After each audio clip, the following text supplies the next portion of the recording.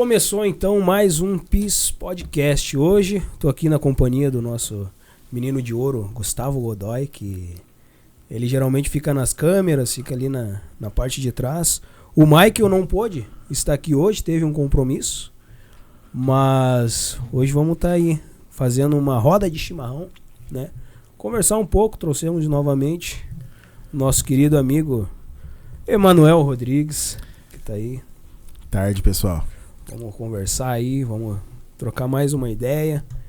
Deu uma série de imprevistos e vamos lá. Como é que tá aí, Godoy? Tá quietinho?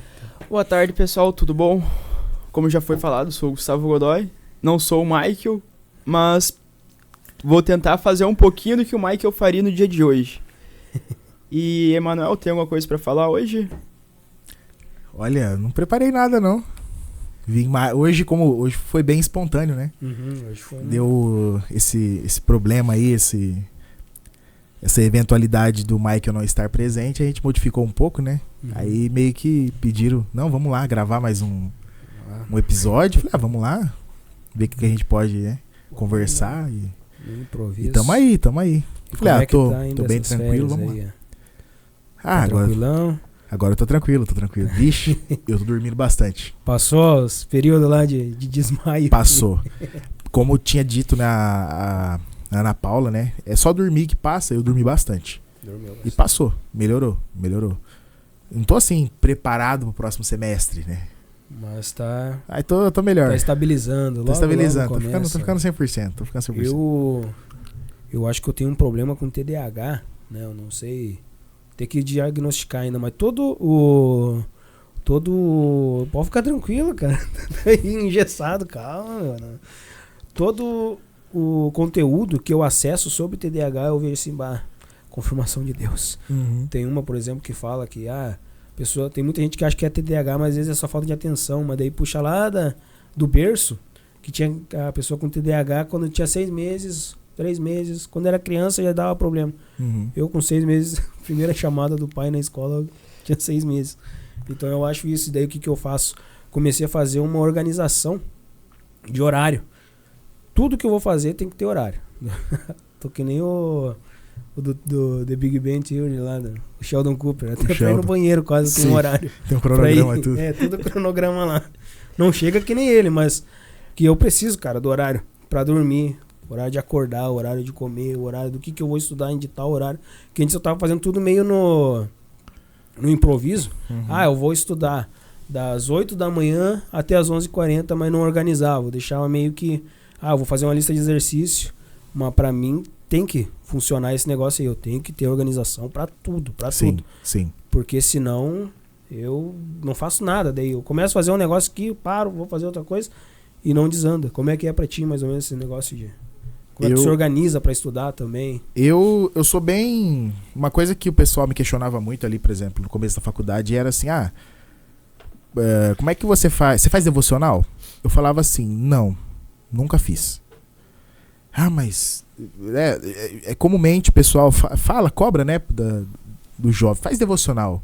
Cobra-se da igreja, faz devocional, tem que fazer devocional.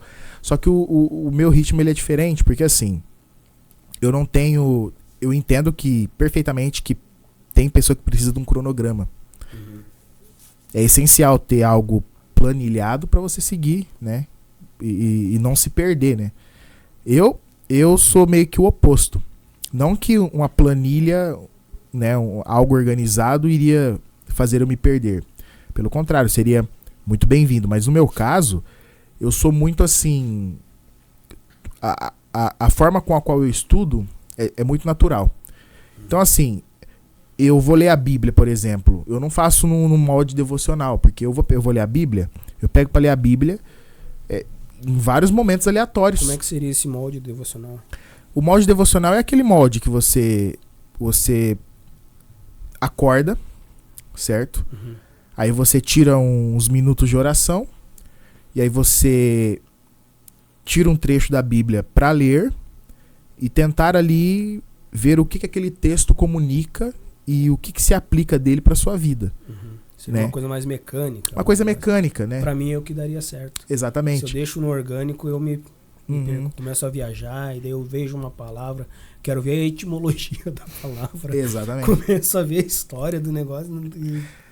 Isso aí acaba saindo fora, né? Sim. Porque cada um tem uma forma, um padrão. No meu caso, por exemplo, eu preciso... eu não posso ficar preso a esses sistemas, né? Então é bem natural. O dia passa, tem hora que eu sento para estudar, bem como vai ter dia que eu não vou estudar. Tem dia que eu não tô com pique para estudar. Tem dia que eu fico muito mais tempo estudando. Sim. E tem dia que eu estudo picado. Estudo um pouco num período, descanso outro, estudo outro período, descanso, estudo outro período. Então pra mim acaba sendo assim. Eu não é monótono, né? É bem natural, bem natural. Quando tu vai montar uma mensagem, como é que tu faz assim pra se organizar? E É até bom essa pergunta, porque uma vez eu fiz uma enquete no Instagram e algumas perguntas que vieram eram sobre essa forma de como eu montava a mensagem.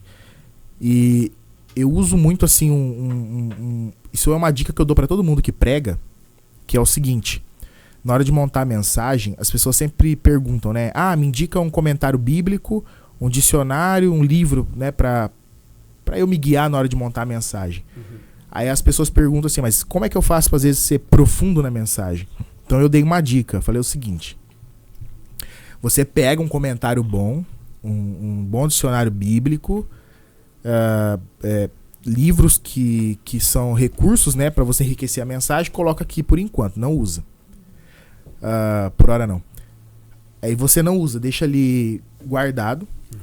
Aí você vai fazer o quê? Você vai pegar o texto seco, você vai pegar a Bíblia, você vai pegar o trecho que você vai montar a mensagem. Isso dentro de vamos pensar dentro de um campo de uma mensagem expositiva. Pega um trecho, aí você começa a ler aquele trecho ali. Só que assim, leia até que você decore, leia até enjoar. Até você conseguir extrair tudo que você conseguir extrair, tá? Daquele trecho, por exemplo. Toda a informação que você conseguir, tudo que você conseguir unificar, todas as aplicações que você conseguir extrair, só lendo o texto seco, vai anotando. Depois que você fizer isso de uma forma que você cansou e você não consegue mais extrair nada do texto, aí você recorre aos materiais, aos dicionário, comentário bíblico. Eu preguei esses dias sobre Jonas, e aí eu li mais de 20 vezes. São 4 capítulos só, né? Eu li mais de 20 vezes. E todas as vezes, cara, eu acho que mais de 20 foi... Dá pra fazer vezes 5 aí. Porque eu li em cada versão que eu tenho uma versão, porque daí às vezes tem uma palavra que é mais legal em outra. Sim. Por exemplo, tem uma... Quando o Jonas ele tá lá ele tá no barco, a palavra geralmente fala que ele tava dormindo num sono profundo, não sei o que. Aí tu vai lá na Septuaginta, tá escrito que ele dormia e roncava. Então tem umas coisinhas assim que é mais legal em outras versões, não tem um acesso aos originais. Mas quando eu consigo, eu peço uma pergunta pra quem tem algum acesso mais, né, em outros idiomas. Mas é bem isso daí. Eu gosto de ver isso. Outras...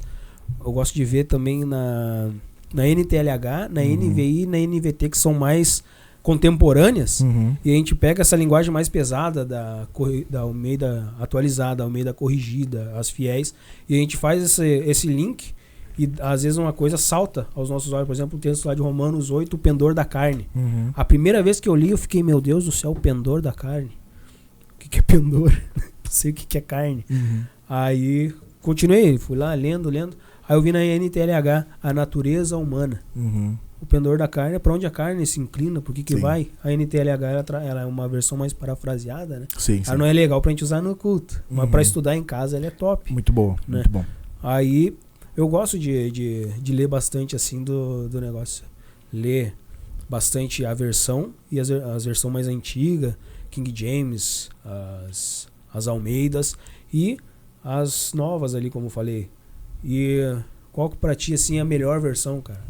Olha, um ponto que tu falou que é bem interessante é justamente essa questão de montar o texto, né? Você lê bastante o texto bíblico e também buscar outras versões. Isso é fundamental, essencial.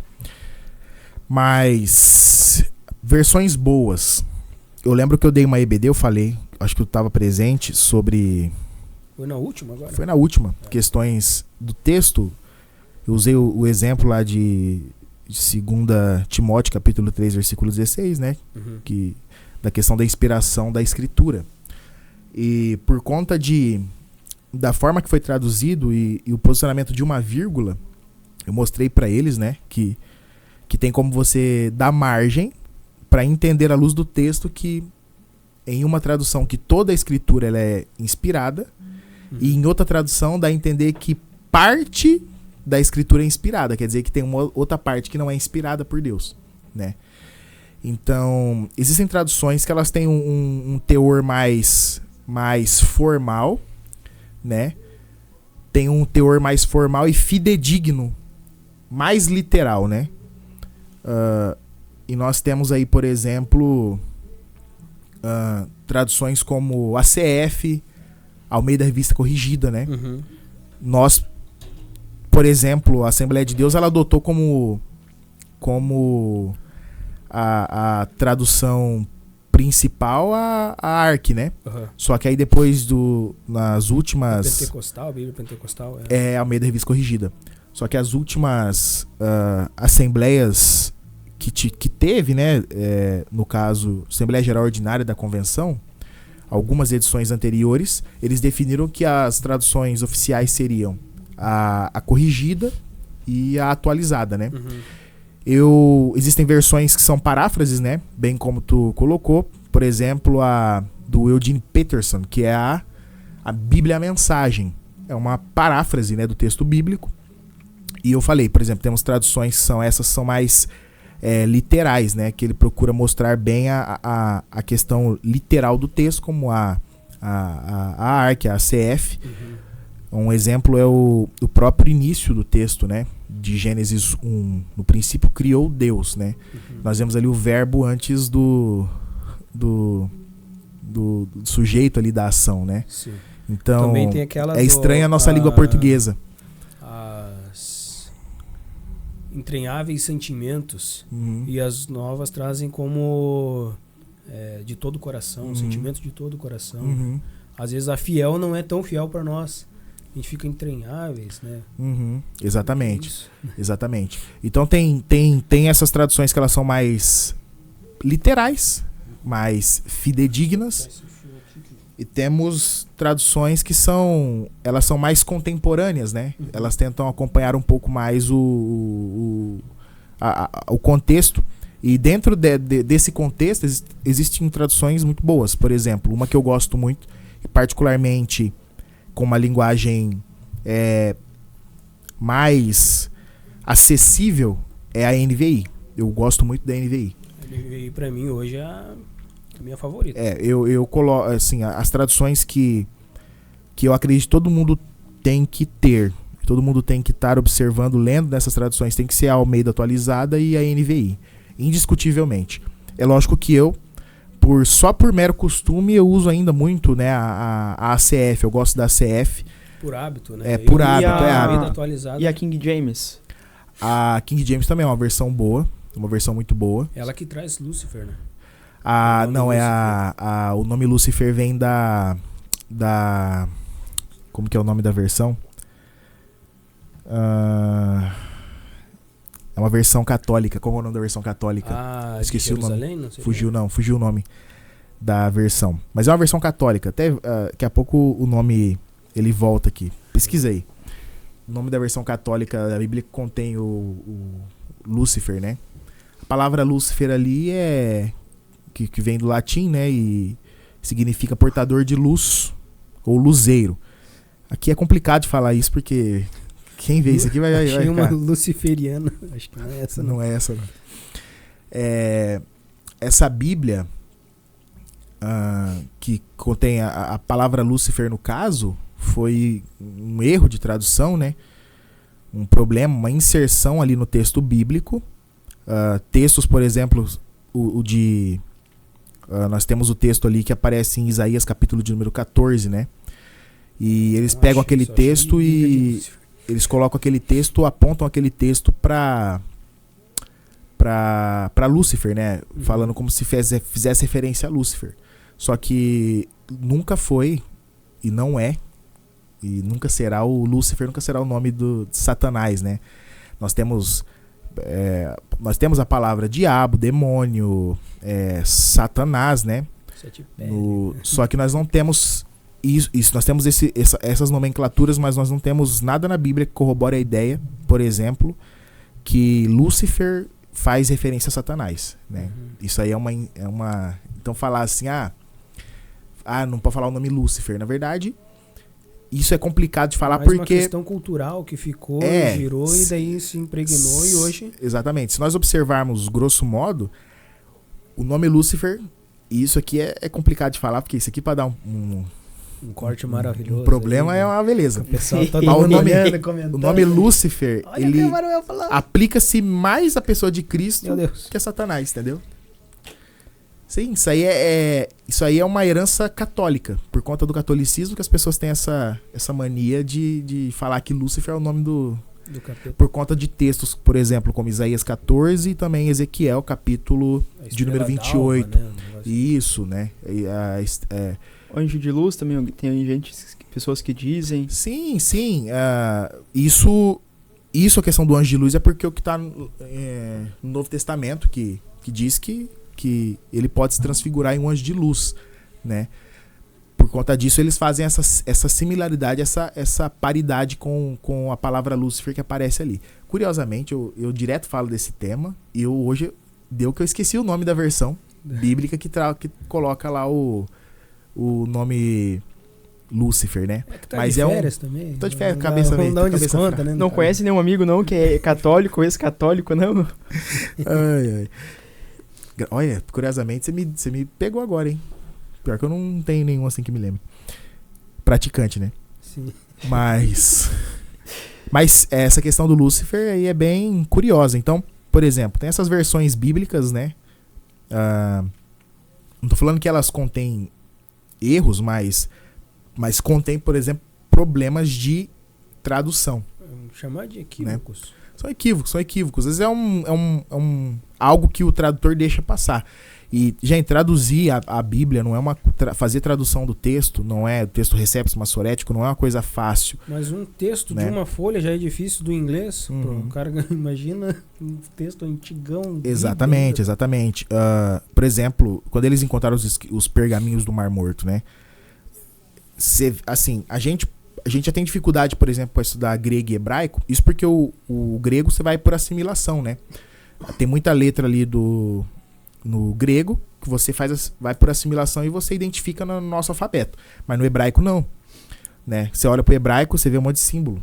Não tem maiúsculo e minúsculo, é um símbolo, né? E as vogais no hebraico são aqueles pontinhos que vão embaixo da letra, né? E o hebraico moderno, por exemplo, ele contém a vogal na pronúncia, só que eles não colocam mais a vogal escrita lá. Eles colocam só a letra. Então, o hebraico bíblico tem as vogais colocadas lá. No hebraico moderno já não tem. Então, assim, você lê aquilo, você tem que estudar muito para você conseguir bater o olho naquilo e traduzir direto. Uma evolução, né? Exatamente. Agora, imagine o pergaminho do Mar Morto que foi encontrado. Você olha para aquele pergaminho, cara, é tudo fracionado, sabe? Você consegue identificar a letra que é, mas tem umas que você tem que ser manjar muito do hebraico pra você bater o olho e falar que é isso. Então é fracionado, às vezes tem um pedacinho aqui, eles foram juntando e tudo, né? Então o trabalho do tradutor é um trabalho complexo. Nós temos grandes teólogos no Brasil que são tradutores, que estão na comissão aí da tradução da NVI. Eu não sei se o Saião ainda comanda, ou se ele não comanda mais, mas quem comanda aí a questão da NVI, né, na tradução da Nova Versão Internacional, quem está na frente, encabeçando, ou encabeçou, foi o Luiz Saião, né? E ali é uma comitiva de vários linguistas, né? São teólogos, mas a área de especialidade deles é a linguística, né? E eles vão traduzir o texto. Cada um pega um livro e vai traduzir. Dentre anos... a cada ano que passa, né? É uma comissão. Quando eu imaginava, traduzir a Bíblia, era que nem o João Ferreira, né? Que ele traduziu sozinho.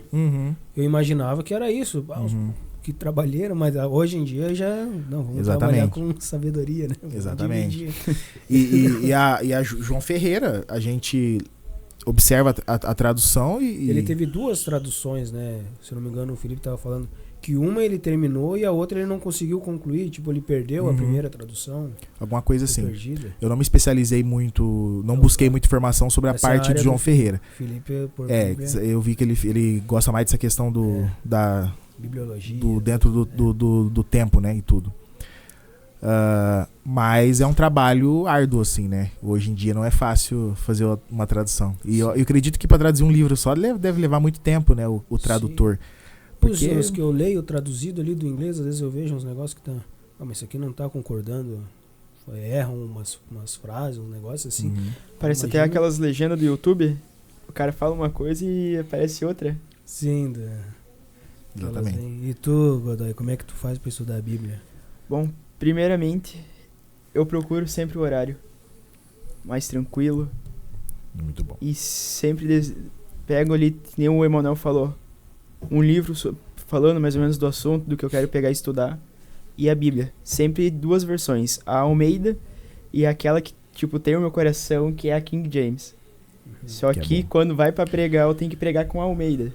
Pois a King James, ela tem umas palavras que não dá pra colocar em pregação. Como assim? Aí tem que produzem em duplo sentido, ou palavras às vezes pode ser muito forte, dependendo pra quem que a gente vai pregar. E sempre buscando várias versões também. E sempre procurando um horário mais tranquilo. Aí, ora Deus, senti eu não consigo, me ajuda e mete bala. Mas daí um texto fala contigo, tu mergulha no texto. Geralmente eu já tenho tu tá algo em lendo mente. um livro e... Já tenho algo em mente que, tipo, hoje eu quero estudar sobre João. Quem que foi João? Aí começa e puxando tudo. Falando quem que é João, aí já vai pra Bíblia, o que que a Bíblia diz, quem era João, eu já pego em outra versão, vai pra Google e vai jogando. E assim vai, só para a hora que ou dorme em cima ou o sono tá muito grande. Isso aí, exatamente. Uma Tem coisa que ir até a exaustão. Só pontuar aqui que o nome da tradução é Vulgata Latina. Falar mais perto do microfone, Godoy. Tá muito longe. A tradução é Vulgata Latina. Vulgata Latina. Vulgata Latina. Era o meu palpite. Que eu mandei. Só pra esclarecer aí, eu sei que os manuscritos do Mar Morto, sim, eles chegaram meio que como se fosse uma bomba foi como é que dá pra dizer? Foi um achado. Arqueológico, assim. Explica aí como é que foi, qual que era o contexto. Eu lembro que era tipo, eles estavam em contestação de que não era verdade e acharam isso daí pra comprovar. Não, eles encontraram os escritos dentro de uma caverna, né, em Qumran. E Qumran, que é isso? É a região lá onde eles acharam. É uma caverna ali no Oriente Médio. Tipo uma província. Aí eles encontraram uma caverna, assim, os arqueólogos têm as fotos, né? É um lugar desértico, uma área desértica. Cheio de cavernas, né? Isso, aí eles veem uma caverna com um buraco, como se fosse uma entrada, né? E uma história foi... Um cara, era um pastor que ele foi procurar uma ovelha, um negócio assim, e daí ele tirou uma pedra e quebrou um vaso. Meio que foi por acidente, né? Exatamente. E aí foi achado esses pergaminhos, né? E o interessante é que... me fugiu a data, mas eles datam, curioso desses pergaminhos, é que geralmente o texto que você tem, os manuscritos originais, né, que são os autógrafos, né, os textos autógrafos, eles não existem mais. São o primeiro, tipo, a primeira carta que foi escrita lá, que Paulo escreveu. Era muito oral, né? Eles liam, daí iam passando. E aí, como teve muita cópia, né? Foi cópias, inúmeras cópias, foi passando. Então, eles têm textos antigos, né? Só que os pergaminhos do Mar Morto, eles datam, tá? Salvo engano aqui que eu não me recordo da data. Mas eles são da época de Cristo. Eles datam daquela época, né? Agora tem uma que eles estão bem conservados e daí tem uma questão, eles estão bem conservados porque eram manuscritos ruins ou porque eram muito bons e os caras queriam deixar preservado? Tem uma história assim, alguma coisa, né? Não me recordo, dessa parte eu não me recordo. Eu estudei uma vez Uhum. desse negócio. Que ficou E uma fica- parte preservada e... Porque daí, tá bem preservado porque era tão ruim que os caras esconderam nas cavernas ou era tão bom que eles tinham que esconder lá Uhum. pra poder usar depois e poder, Uhum. a partir dali, virar tipo a base. A gente vai pegar dali, vamos copiar os que estão lá. Usar eles de... Tem uma discussão sobre Uhum. isso. E aí, como eles encontraram, eram os mais antigos, né? Eles pegaram os textos que eles tinham, né? Que a gente geralmente tem para fazer as traduções, compararam e viram ali que o que a gente tem em mãos procede, né? Aquilo acaba meio que autenticando o texto bíblico que nós temos em mãos. E o que aconteceria se não se não batesse os textos com aqueles pergaminhos achados? Eu imagino que daria uma grande confusão. Porque eles fazem todo um teste ali de carbono. Tem várias formas de eles ver a procedência do tempo, né? Uhum. Em relação ao escrito que foi encontrado. Mas se eles... Eu acredito que se eles encontram aquele texto antigo e ele tá em choque, eu posso dizer, talvez, que eles iam olhar para aquilo e não iriam... Tipo assim, é antigo e tudo que tá escrito aqui é o que a gente tem na nossa Bíblia hoje, né? Uhum. Então, ele autentica mais, né? É uma prova cabal de que o que nós temos hoje escrito é confiável. Uhum. E se desse discordância, aí nós temos um outro problema. Qual é o problema? Talvez não geraria uma grande confusão pelo seguinte motivo. Porque a maioria dos textos, por exemplo, a maioria dos textos que nós temos, geralmente eles caminham para o mesmo lado, né? Eles caminham para o mesmo lado. E aí alguém questiona, mas se nós temos um número maior de textos, não é ruim? Porque se tem um só, se tiver um texto só e ele fala uma coisa, aquele não é o certo, que todos estão falando, aí é o oposto. Uhum. Porque se você tem um monte de texto, você pode compará-los. Sim. Se você tem um só, você vai comparar com o quê? Sim. Eu tenho uma fonte de pesquisa e eu tenho 50 fontes de pesquisa que todas estão muito mais parecidas. Qual que é a mais, né, confiável? Uma só? Uma folha só, vamos dizer assim? Ou uma bíblia? Um compêndio, né? Exatamente. Então aquilo acaba dando garantias, né? Pra autenticar, comparar os inúmeros textos, né? Uhum. Eu tô comparando, então eu vejo que tem mais procedência, tipo, porque eu tenho um volume maior. Então, se porventura aquele texto, por mais que seja antigo, se tivesse não andasse em concordância, eles iriam descartar e falar, não, vamos ficar com o que a gente tem, porque os inúmeros escritos que a gente achou que perduraram também, perpetuaram o tempo e estão presentes até hoje, todos estão eles estão em concordância. Se esse aqui está discordando, e como é minoria, é um só, descarta-se, né? Sim. E como assim que, tipo, esses textos, esses manuscritos duraram tanto tempo assim? Olha... Porque os rumores que estavam dentro do vaso. Sim. Naquela época usavam papiros ainda, se eu não me engano. Exatamente. Eu peguei... A professora levou pra gente uma vez lá, ela mostrou papiro, essas coisas. É feito numa planta, né? Uhum. E aí tece a tinta, né, e tudo mais. Tem a questão assim, ó. Eu gosto de me apegar nesses detalhes. Tem uma mensagem minha que eu pego. E agora eu esqueci tudo também. Que eu pego e falo tudo como é que é feito o papiro. E daí também tem os pergaminhos também, que é do couro de cabra curtido, do não sei o que. Tem também, exatamente. E assim... Hoje é o dia de dar o branco, né? Pelo próprio material, ele é resistente. Ainda assim, quando ele é encontrado, você vê que tá rasurado e tudo.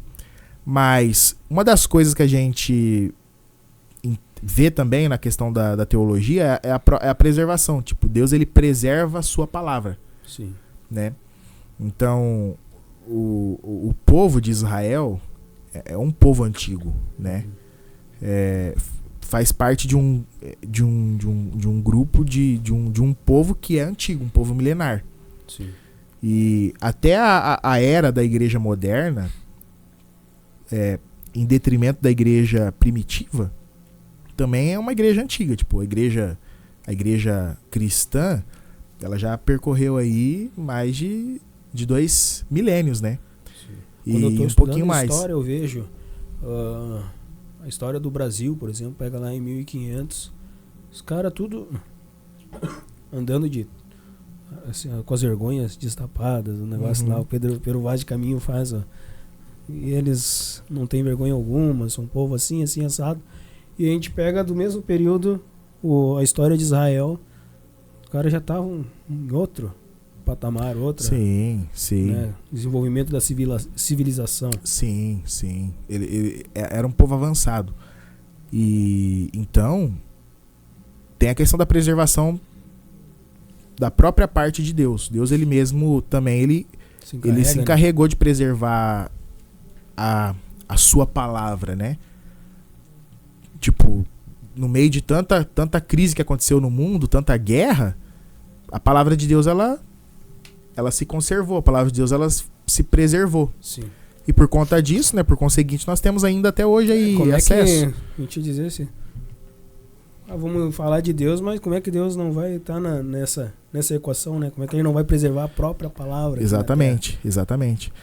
Tipo, você pega lá os pergaminhos do Mar Morto, trazem a Torá, né? A Torá traz a Bíblia hebraica, contendo a Torá, os escritos e os profetas, né? Uhum. Então, foi assertivo, tipo, não, mostrou aqui, ó, milenar, um povo milenar, povo antigo, povo hebreu, povo judeu. Tá aqui. Contém aí a questão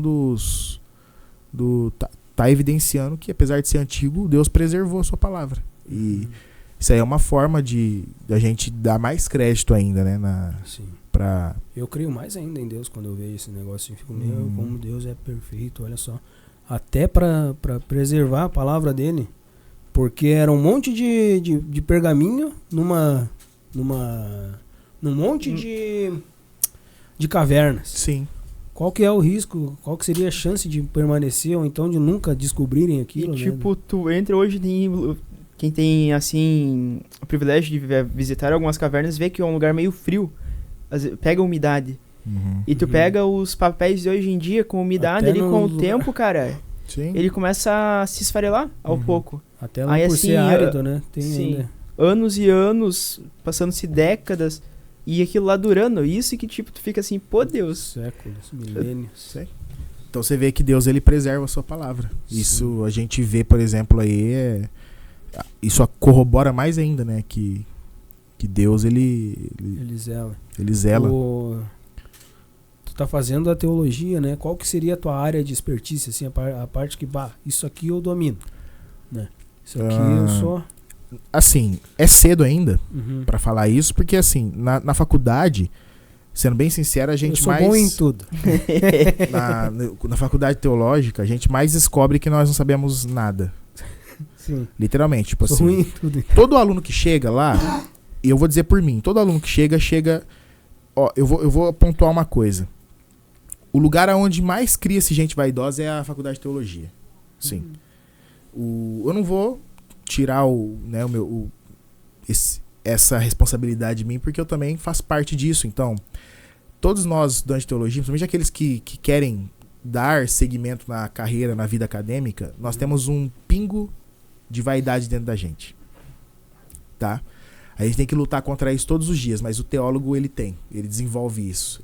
Ele já nasce, quando ele começa a se empenhar no estudo da Bíblia, ele começa a ganhar isso. Na faculdade, quando ele vê que ele vai se inserir nesse contexto acadêmico, todos os teólogos têm um pingo de vaidade dentro.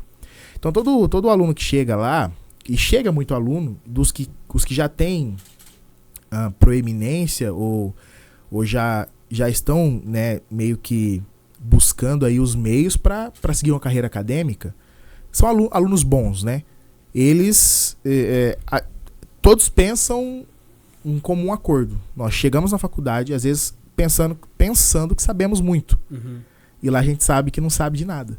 Só sei que nada sei. A gente tem contato com professores que eles literalmente nos surram intelectualmente. Eles não nos humilham, mas é meio que humilhante a forma com a qual eles conduzem a aula, mostrando que você precisa estudar mais, se aperfeiçoar mais, que você não sabe de tudo. Então, às vezes, a pessoa olha pra mim e fala assim, é bom ver, você ensina e tudo, mas, tipo assim, o que eu sei é pequeno. Porque a gente chega na faculdade lá, às vezes achando que sabe alguma coisa, e no final das contas a gente vê que não sabe absolutamente nada, né? Então, é cedo pra falar assim, qual é a minha área de domínio. O que eu posso falar eu sei a área que eu quero seguir, né? Eu já tenho isso já meio que colocado dentro do script que eu fiz, né? Da minha sequência nos estudos, na vida acadêmica, eu já tenho definido.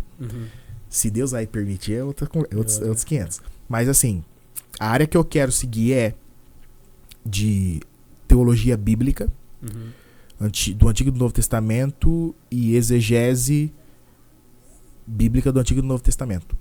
Essa vai ser a minha linha de pesquisa, que eu quero fazer um mestrado acadêmico, né? Existe mestrado profissional e mestrado acadêmico. Eu quero fazer o acadêmico. Ele demora mais, né? Exige mais de você. E ele te prepara para pesquisa, para a vida acadêmica, né? Então, a minha linha de pesquisa que eu escolhi, tanto que a minha prova para entrar é uma prova de proficiência em línguas. Eu tenho que traduzir um texto em grego ou um texto... Seria bom se fosse. É só fazer né? Traduzir, literalmente. Eu deitei aqui no hebraico.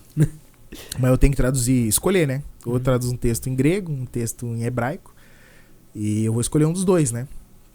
Eu quero fazer um intensivo em grego pra melhorar, porque eu vou tentar, eu quero fazer apesar de eu ter um desejo de ter um domínio maior em hebraico, mas eu ainda não me sinto confiante, eu tenho um pouquinho mais ligeiramente mais confiança em me aprofundar mais no grego para prestar a prova do que prestar em hebraico.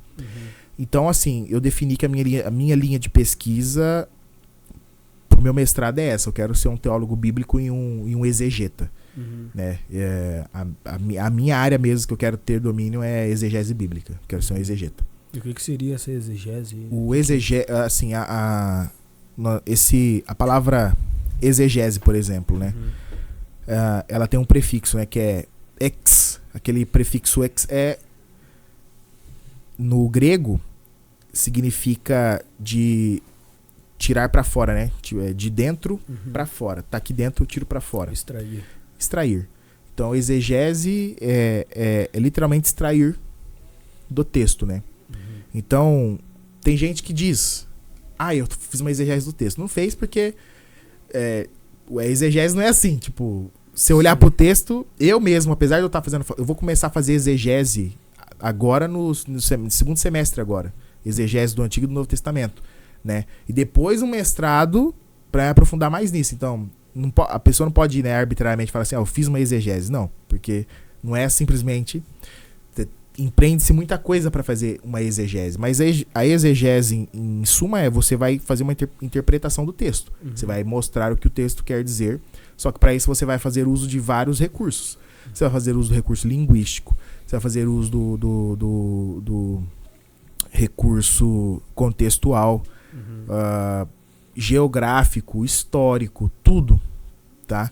E o exegeta, por exemplo, eles são pessoas que, por exemplo, eles dominam muito a questão das traduções bíblicas, né? Tipo, não é você pegar uma tradução bíblica, olhar para ela, vou fazer exegese. Não. O exegeta, ele tem que ter na cabeça todas as traduções, né? Todos os cânons bíblicos em todos os seus períodos históricos. Tem que estar aqui, armazenado aqui. Porque na hora que ele vai fazer a exegese, ele também tem que estar ligado não só na questão linguística, contextual, né, a questão histórica. Não, ele também tem que buscar aí ao longo dos anos, né? Todos os anos ali em que a palavra ela foi adentrando e ela teve concílios que aprovaram, que rejeitaram os seus determinados cânons, né? Os códices, que são os textos antigos, são encontrados, que ajudam ali na questão da tradução. Então é uma é um emaranhado de coisa que se faz para fazer uma exegese bíblica, né? É uma ciência praticamente, uma verdadeira ciência. Sim. E não é fácil, é algo meticuloso. Sim. É meticuloso. Então, Não é só lei, eu acho que... não. É uma verdadeira ciência. É uma verdadeira ciência. Assim como... E é uma coisa que demora. Existem exegetas que se empenham uma vida inteira para tentar destrinchar um texto só. Para tentar fazer alguma coisa. Vou pegar só com um artigo. A exegese, então, ela te dá essa capacidade de, às vezes, produzir uma obra inteira. Um livro, em cima de um único texto. Né? Eu vi um debate de 2 teólogos que eu respeito muito, e um dos teólogos que eu admiro demais, ele defendeu que não existe arrebatamento, né? E ele mostrou, por exemplo, assim, ele é um exegeta, um teólogo bíblico, e ele mostrou o texto de João 14, por exemplo. Ele falou que aquilo ali não tem nada a ver com arrebatamento.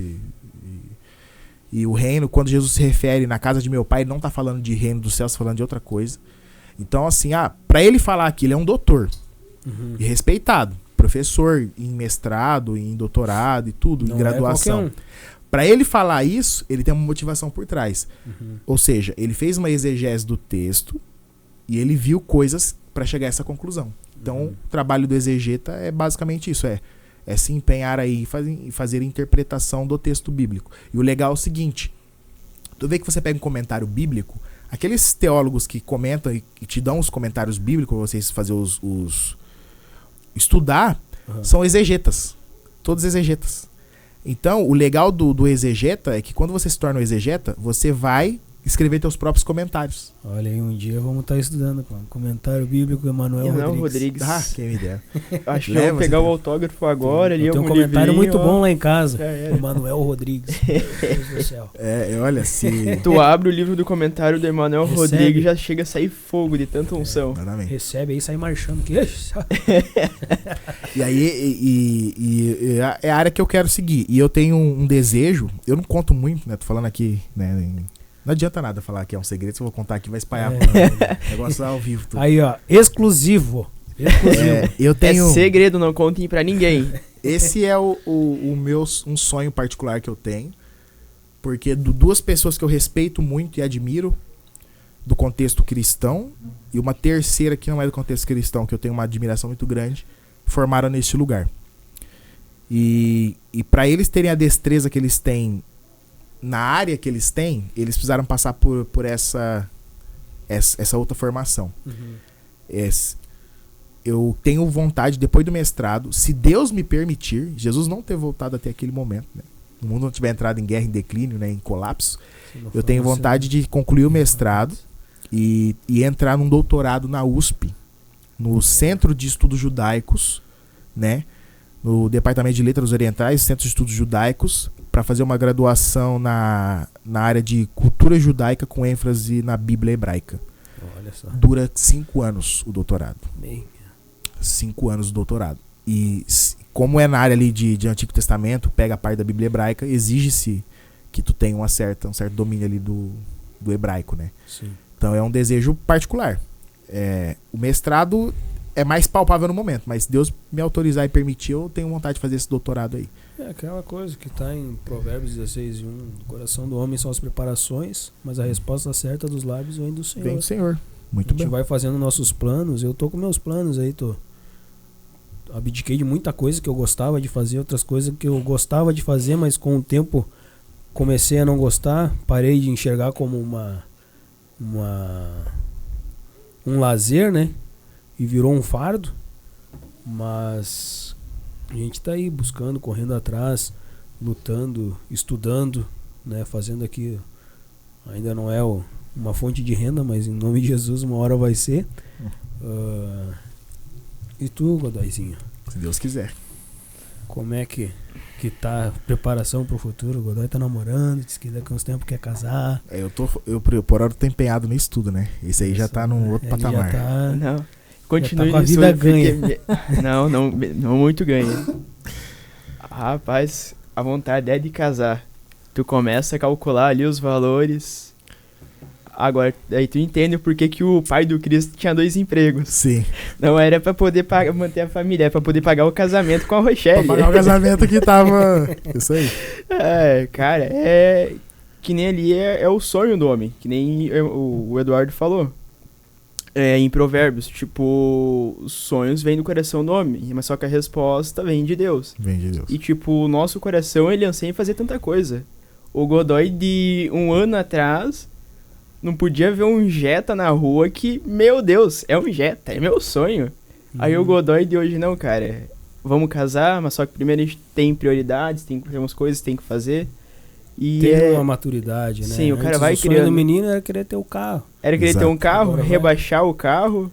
Como é que foi esse teu processo, assim, pra mudar essa tua mentalidade? Bom, Pra mim, foi leitura, cara, eu digo assim.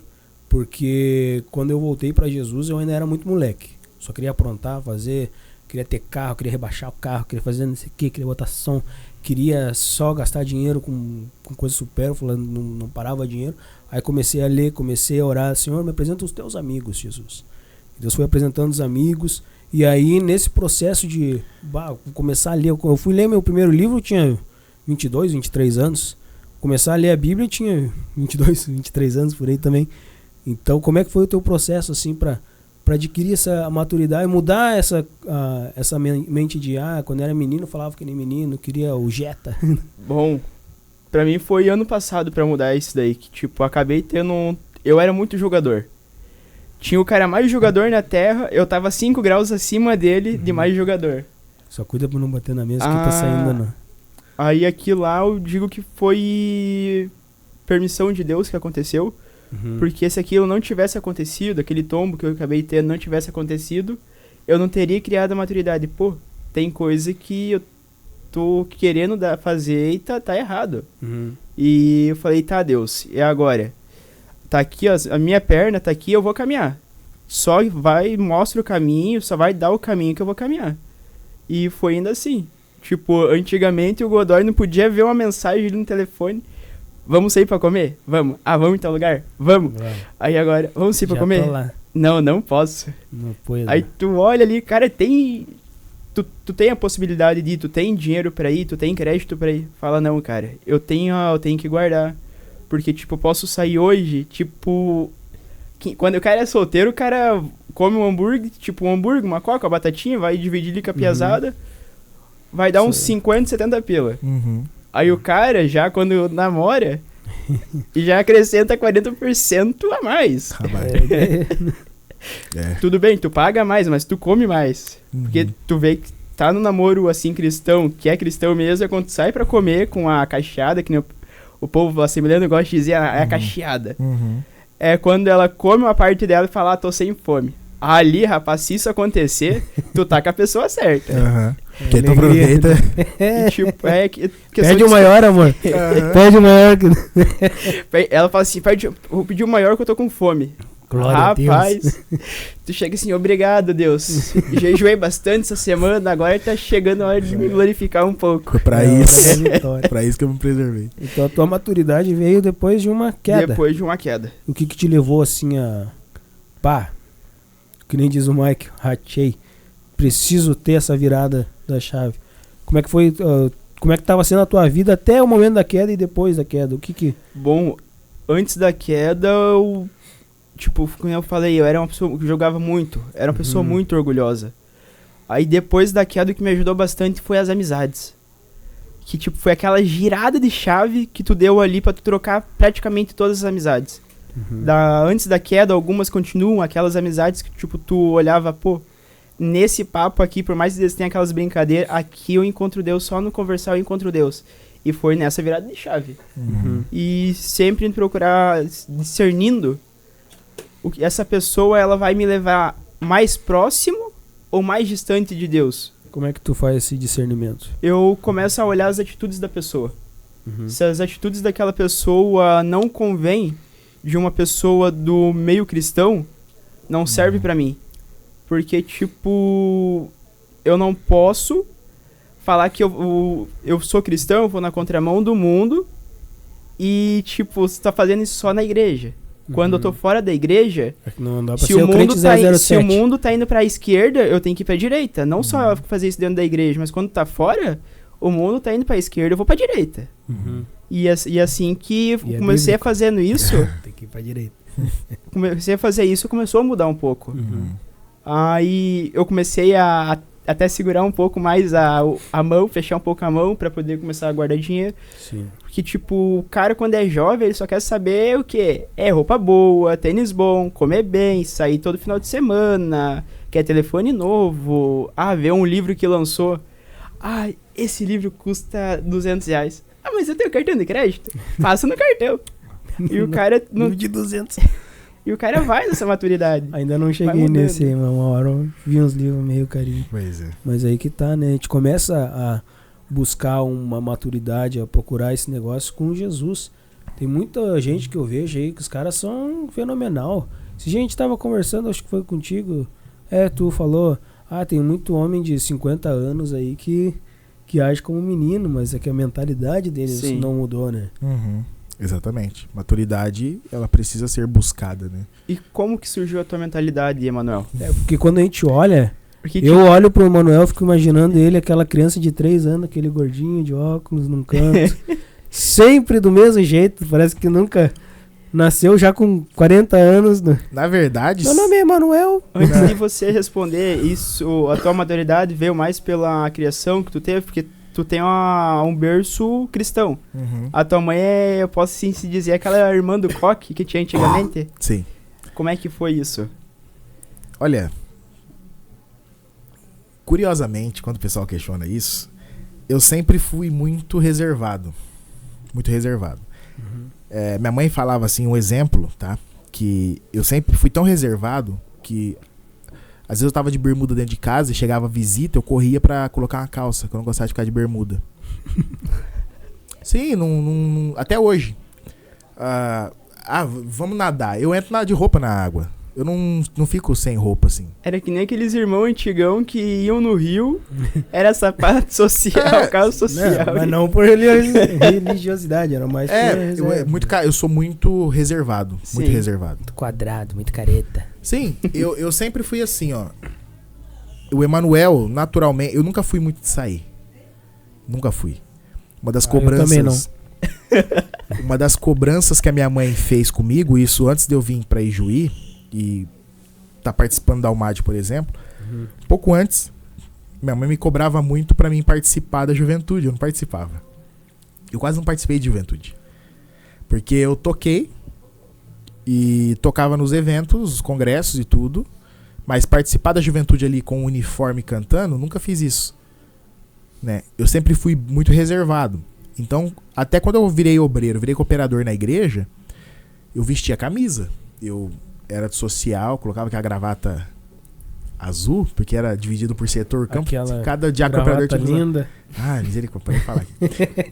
Aí tinha que colocar o broche, né? Que cooperador, meu nome. Gravata de 2 palmos. Trabalhei. Eu sempre tive essa...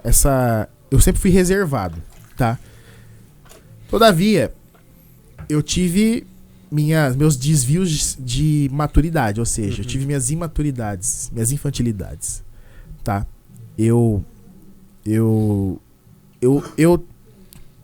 percebi que eu tinha um pouco de maturidade quando eu namorei 2 vezes.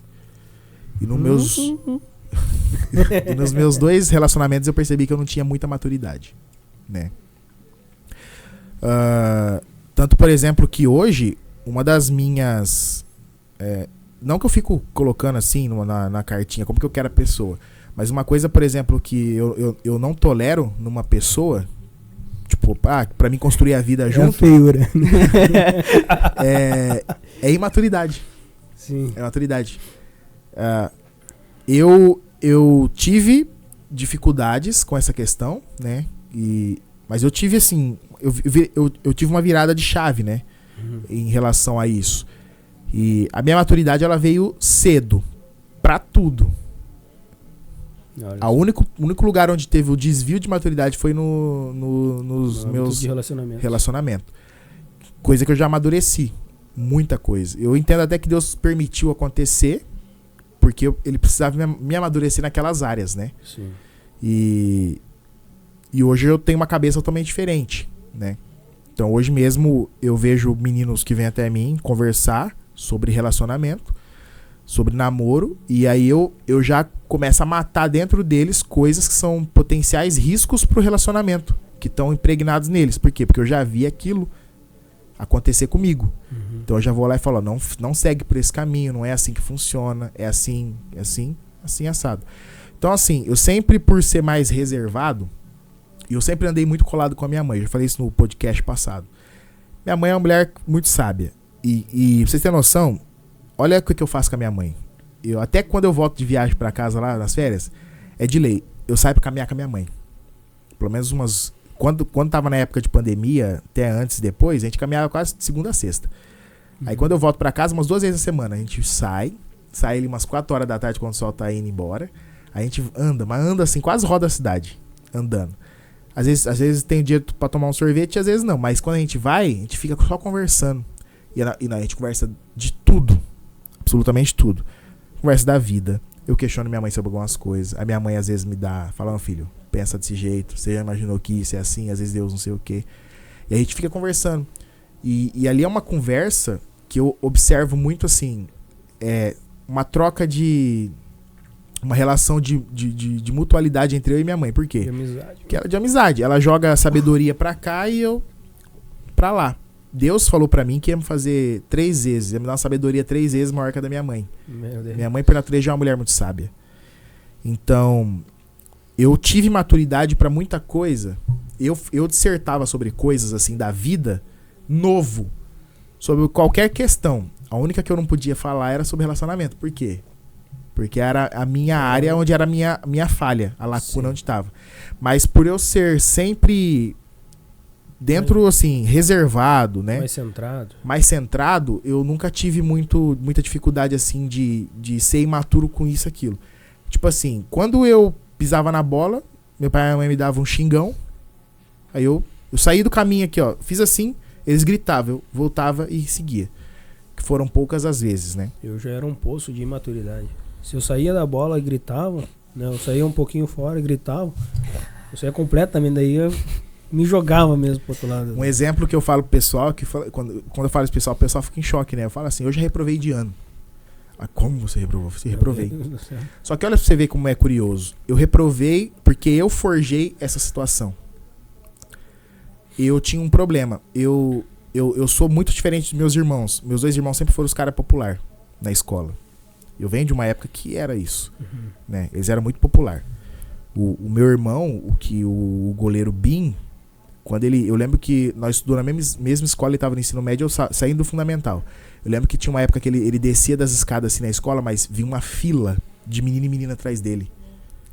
Esse nível, sabe? Eu olhava aquilo... Tipo aquelas escolas americanas. Aquela escola americana. Parecia bizarro. Eu falava, meu irmão super popular. Um dia eu coloquei na cabeça que eu queria ser popular. Aí meus irmãos me dando conselho, você tem que ser popular, isso aqui. Os conselhos não vale muita coisa. Alô, irmão Emanuel. Olha ele falando de vocês. Amo vocês, um abraço. Emanuel. Mas foi naquela época, Emanuel, tu vai levar em quadro dos teus irmãos, Emanuel. Eles vão rachar o bico isso aqui. Aí eles... E eu fui tentar, mas tipo assim, cara, pra eles era natural. Era bem espontâneo. Era o jeito deles. Meus irmãos sempre foram assim, comunicativo, brincalhão e tudo. Era o jeito deles. Eu falei, agora eu vou fazer uma coisa. Esse ano eu vou ser popular. Eu forjei isso. Passou gel no cabelo. Forjei a situação. Pentinho no bolso. Reprovei. E não fiquei popular. Não adiantou. Não adiantou nada. Eu lembro que os professores foram lá na escola, chamaram minha mãe, fizeram a reunião. Ah, mas sua mãe, professora, uma professora respeitada na cidade, e tu fazendo isso. Todos os professores sem minha mãe. Minha mãe, assim, brava, né? Tudo. Conversou com meu pai, acabaram comigo. Só que por dentro, eu não falei assim, eu tô sob controle. Assim, de certo modo eu tava, por quê? Porque os professores falando aqui, eles na cabeça deles, eu não era um aluno bom. Na cabeça deles eu era um aluno incompetente. E não era. Tipo assim, eu não mostrei meu potencial pra eles. Por quê? Porque eu forjei a situação. Porque eu queria ser popular. Não adiantou. Se rodasse, ia ser popular. Tirei um ano sabático. Só que, em vez de eu né, ponderar e e pensar na vida, eu fui bagunçar. Fui sentar no fundo, fazer essas coisas sem sentido, né? Tanto que, pra mim entrar na faculdade, eu fiz cursinho, e o cursinho que eu fiz, justamente a menina que tava na minha sala, que era uma das melhores nessa época, né? Tava lá, ela falou assim, ó, o Emanuel reprovou, porque deu a louca nele naquele ano, e tá aqui fazendo cursinho comigo, certo? Foi um momento que eu falei assim, eu quero ser popular. Aí eu vi o seguinte, que pra mim ser popular, eu não precisava imitar meus irmãos. Eu tinha que ser eu mesmo. Né? Eu tinha que ser só eu mesmo. E então, meninos e meninas, sejam você mesmos. Seja você mesmo. Tipo, é tão engraçado que até na igreja, eu lembro que chegava as irmãs na igreja, as meninas da juventude. Ai, você que é o irmão do Wesley, tu que é o irmão do William, ai, você é tão fofinho. Eu ficava assim, mas fofinho, eu tenho 14 anos. Fofinho. Chegava assim em casa, mãe, aquela garota falou que eu sou fofinho. Umas coisas assim, e eu não curtia muito isso. Só que assim, sempre foi isso. Tu é o irmão. Que louco? Tu é o irmão do Wesley, tu é o irmão do Bin. Sempre assim. Até que, quando eu entendi a minha personalidade, como eu deveria ser eu mesmo, eu comecei a ganhar meu espaço, essa moeda foi mudando. Eu lembro de uma vez meu irmão chegou em casa e, brincando, mas reclamou, o mais velho falou, cara, que zoado, né? Eu lembro que quando eu te via, eu sempre perguntava se era meu irmão. Agora, da vez que me vem, você pergunta assim, tu que é o Wesley, irmão do Emanuel? Do jogo virou. Virou o jogo. Assim, tem que ser você mesmo. Então, eu nunca tive, assim, maturidade, ter mais postura, eu sempre tive já isso por natureza. Eu nunca, cara, se alguém falar assim, tu aprontou? Cara, eu nunca aprontei. Eu nunca saí de casa pra fazer coisa errada. Sabe qual era a minha maior venda? Aquele testemunho, eu sou o ex-nada. Sabe o que a maior coisa que eu já fiz, a maior loucura que eu já fiz? A galera fala assim, eu bebia, ficava até a hora da noite bebendo, fazendo coisa errada. A maior loucura que eu fiz na minha vida inteira foi ir no cinema, sozinho, e pegar o maior balde de pipoca doce que tinha e comer. Meu Deus. A maior loucura, assim, eu tô usando assim, eu tô sendo irônico. Eu aqui achando alguma coisa. Eu vou enlouquecer, que eu vou comer o maior. Eu pensando ali alguma coisa, bati boca com algum irmão, algum obreiro mais velho. Não, isso. O dia que meu pai me emancipou, posso ir no cinema sozinho? Pode. Vou pirar. Fui. Me dá aquele baldão ali de pipoca ali. Eu vou pirar o cabeção hoje, o baldão de pipoca. Cara, eu nunca fiz. E eu tenho meu amigo, o Lemuel, meu melhor amigo. E, cara, quando eu tava lá, eu só saía com ele. Certo? E eu tô tendo mais contato com gente agora aqui em Juí do que lá. Que eu só saía com ele, fazia minhas coisas na igreja e saía com ele. Eu não saía com outra pessoa, só com ele.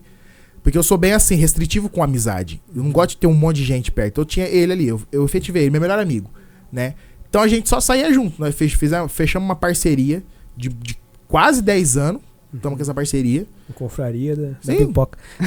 Cara, eu só saía com ele. Eu não tinha, tipo assim, ficava com a galera. E quando o pessoal da minha escola ia sair?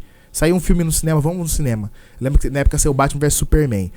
Cara, eles foram lá em casa. E era tipo os nerdão da sala. Os nerd.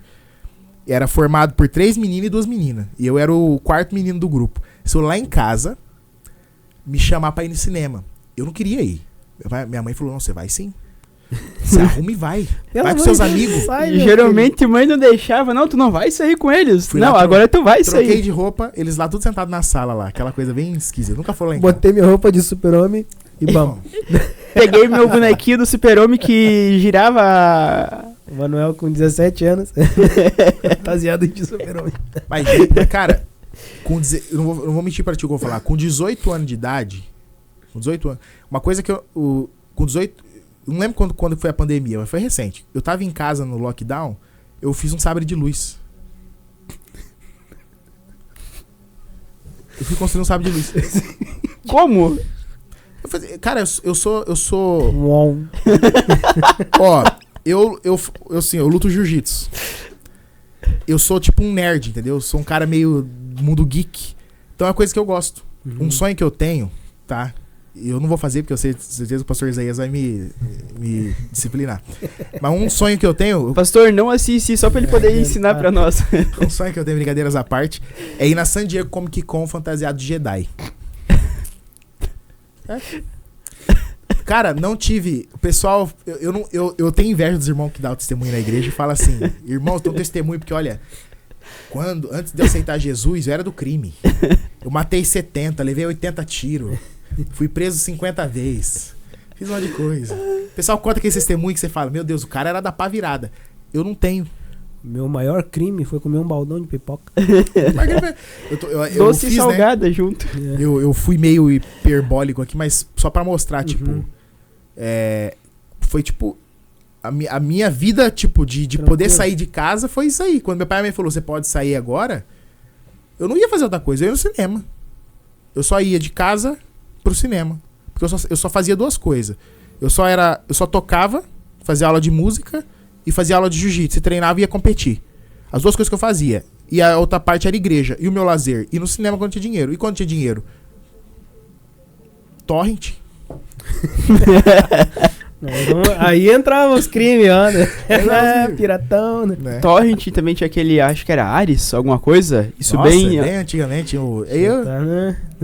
Aí a gente acha que o Godoy tem 15 anos. Outra coisa, sabe quem que me ensinou a assistir Star Wars? Minha mãe. Minha mãe.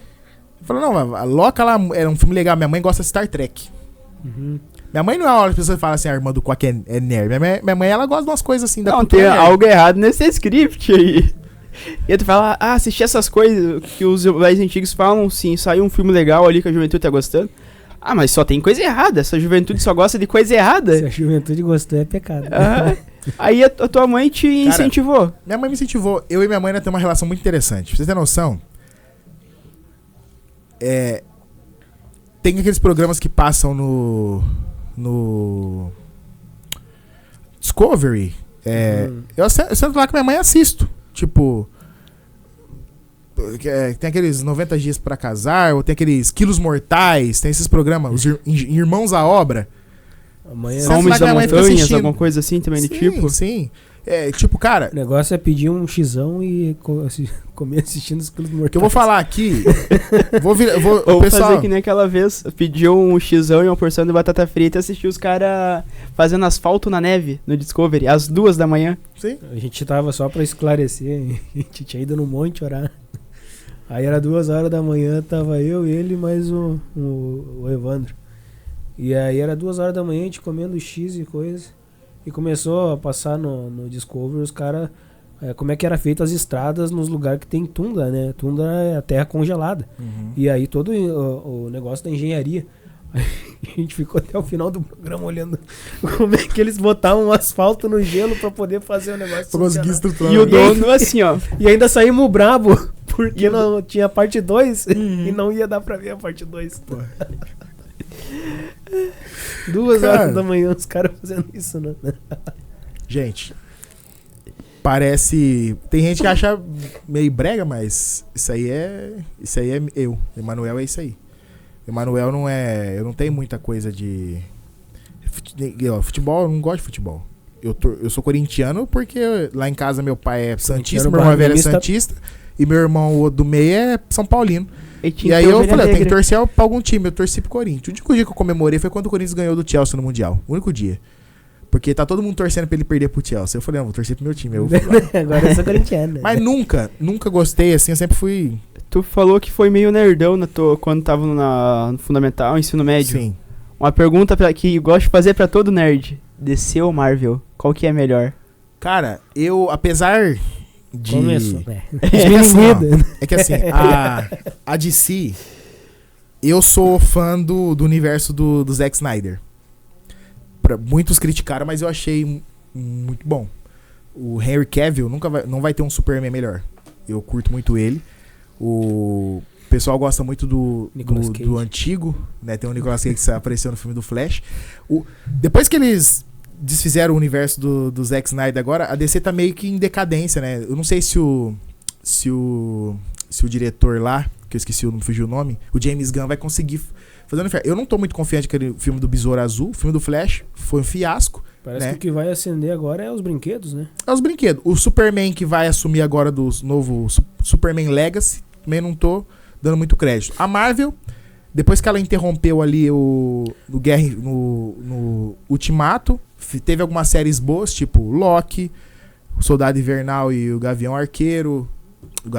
Soldado Invernal e o Falcão. Aí teve a série da WandaVision. Depois Também teve aquela do Arqueiro. A do Arqueiro foi um livro, verdadeiro lixo, né? E o resto do que aí foi só em ladeira abaixo. A série do She-Hulk, ridículo, horrível. E só tá em ladeira abaixo. Agora que fizeram uma série que eu tô vidrado, que é Os 10 Invasão Secreta. Sim. Aí Top. também tem mais aquela do Deadpool. Deadpool e do Wolverine, vai ser o Sim, Deadpool que vai 3. lançar o filme agora com o Wolverine com o traje clássico. Mas, respondendo a tua pergunta, eu sou DC. Porque eu tenho... Vamos interromper aqui agora, vamos interromper. Curto mais.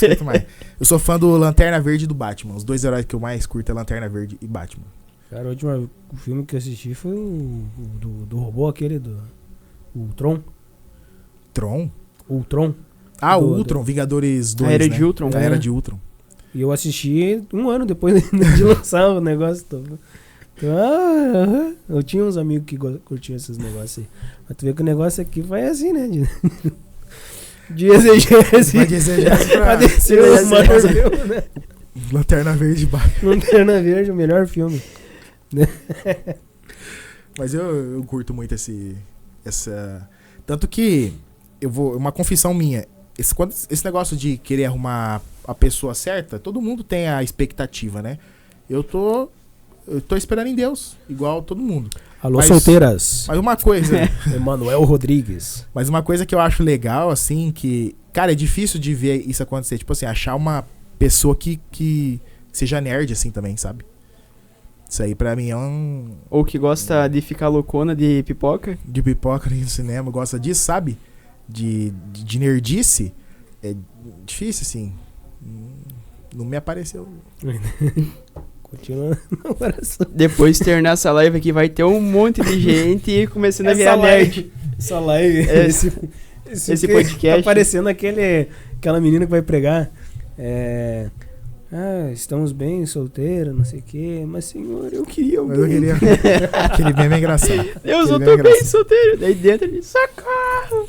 Eu me lembro de um rapaz que ficava só criticando quem tava namorando. Porque namorar, perdeu a liberdade. Perdeu a liberdade, eu não quero namorar. Passou uma semana. Tá namorando. Como é que foi isso aí, hein? Como é que tu começou a namorar? Fala aí, porque... do nada, né? Ele ficava... Né? Porque eu não quero namorar, não preciso dessas coisas, não sei o quê. Uma semana depois... Tava namorando. Minha mãe já dizia, faço o que eu falo e não o que eu faço. Eita, é bem o que a gente prega mesmo. Esse Godói é terrível. Mas agora vamos nos encaminhando ao final, que tá chegando o nosso horário. Queria pedir pra ti, Emanuel e Godói também, pra passar umas dicas de leitura. Nada a ver aqui com o que a gente tá conversando, mas umas 2 obras aí pra quem quiser aprofundar, ou meio livre aí, 2 dicas de leitura. 2 obras. Eu acho que é bom. Vou trazer para o contexto cristão. Mas 2 obras que são excepcionais. Acho que todo mundo precisa ler aí, principalmente o pessoal na linha etária da juventude aí, precisa ler Ego Transformado, do Timothy Keller. Uhum. E um livro também é O Deus que Destrói Sonhos, do Rodrigo Bilbo. Aquele que tem um sorvetinho. Isso. Sim, sei. Isso. São excelentes livros para se ler. E um terceiro, isso é pra você também dar uma up na parte espiritual, é A Cultura do Jejum, do Luciano Subirá. Esse aí é top. E tu? Bom, pegar um meio assim circular que me ajudou bastante numa certa época foi aquele O Problema é Seu, do Thiago Brunet. Que o cara que tá querendo se achar, aquilo é um livro assim que ajuda bastante. E um outro também, Hábitos Atômicos. Que agora me falhou o nome do autor. Aquilo lá, pra quem não gosta branco, de, né? não tem um hábito pra fazer alguma coisa, pra te ajudar a ter um pouco de disciplina, que ele é melhor. Sim. E o outro também do MSD, de Newton Santos, que é um livro chamado Magnificado Seja Deus. Que susto, achei que você ia falar o Manifesto Comunista. Não, Magnificado Seja Deus. Aquele livro lá, pra quem tá começando a fazer pregação, quem tá querendo começar a pregar, é um livro perfeito. Porque aquilo lá ele vai dando exemplos assim de pregação, de como se foi usando, retratando. E pra quem quer começar, é a melhor coisa que tem. Topzera. Tá aí, então, 6 livros indicados. Falamos de DC, Marvel, exegese, teologia, faculdade teológica. E alguém tem uma consideração final aí? Eu agradeço por estar aqui de novo, né? Nós que agradecemos. Foi num meio que pra enjambre. Socorrer aí, né? O Michael, que não pôde estar aí por algumas questões, mas pra mim foi muito bom estar aqui falando com vocês sobre esses temas aí. É bem divertido. E muito bom, cara. Que Deus continue abençoando aí esse podcast, que ele ainda vai enriquecer e vai acrescentar muito aí na vida do pessoal que ouve, né? Que é ouvinte desse projeto. Recebemos. Só antes de encerrar, então, falar da Impacto e Fita Sul, nossos patrocinadores. Você que precisa de objetos personalizados, precisa de uma tinta para a tua impressora aqui de Juí, região, chama lá que é sucesso. Um abraço, meus amigos, e até a próxima aí. Semana que vem nós estaremos de volta.